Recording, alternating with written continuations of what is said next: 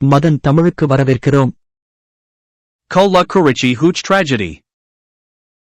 கள்ளக்குறிச்சி ஹூச்சோகத்தில் உயிரிழந்தவர்களின் எண்ணிக்கை ஆகஸ்ட் 1958 உயர்ந்துள்ள நிலையில் இந்த சம்பவம் குறித்து சிபிஐ விசாரணை கோரி திமுக மற்றும் எதிர்க்கட்சியான பாஜக இடையே வார்த்தைப் போர் நடந்து வருகிறது. பாடோட் மாநில தலைவர் அண்ணாமலை மற்றும் கட்சி நிர்வாகிகள் ஊச்சோகம் குறித்து மத்திய புலனாய்வுத்துறை விசாரணை நடத்த வேண்டுமென கோரிக்கை விடுத்துள்ளனர். தமிழக கவர்னர் ஆர்.என். ரவியிடம் அளித்த மனுவில் சிபிஐ விசாரணை கோரியும் திமுகவினருக்கு இந்த சோகத்திலும் தொடர்பு இருப்பதாக பாடோட் ஹூச்சோக வழக்கை தமிழக அரசு முன்னெடுத்துச் செல்லும் விதம் சரியல்ல. இந்த வழக்கில் திமுகவினர் ஈடுபட்டுள்ளனர். மேலும் தமிழக அரசை மீறி சிபிசிஐடி விசாரணையில் எங்களுக்கு நம்பிக்கை இல்லை. சிபிஐ விசாரணைக்கு உத்தரவிட வேண்டும் என்பதே எங்களின் கோரிக்கை என்று தென் சென்னை பாஜக வேட்பாளர் தமிழிசை சௌந்தரராஜன் கூறினார்.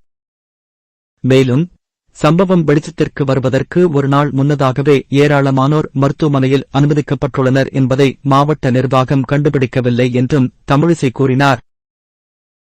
இருப்பினும் சிபிஐ விசாரணைக்கு பாஜக கோரிக்கை விடுத்துள்ள நிலையில் சிபிஐ விசாரணையில் தங்களுக்கு நம்பிக்கை இல்லை என்று ஆளும் திமுக அரசு தெரிவித்துள்ளது.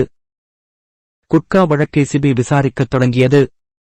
ஆனால் 5 ஆண்டுகள் ஆகியும் வழக்கில் எந்த முன்னேற்றமும் இல்லை. அதேபோல் 2016 மாநில சட்டசபை தேர்தலின் போது 570 கோடி ரூபாய் அளவுக்கு பணம் நிரம்பிய கண்டெய்னர் பறிமுதல் செய்யப்பட்டு வழக்கு ஒப்படைக்கப்பட்டது.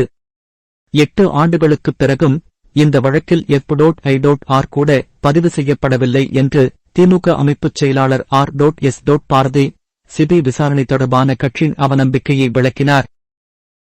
இச்சம்பவத்தைத் தொடர்ந்து தமிழ்நாடு காவல்துறையின் குற்றப்பிரிவு குற்ற புலனாய்வுத்துறையினர் சோகம் குறித்து விசாரணையைத் தொடங்கினர்.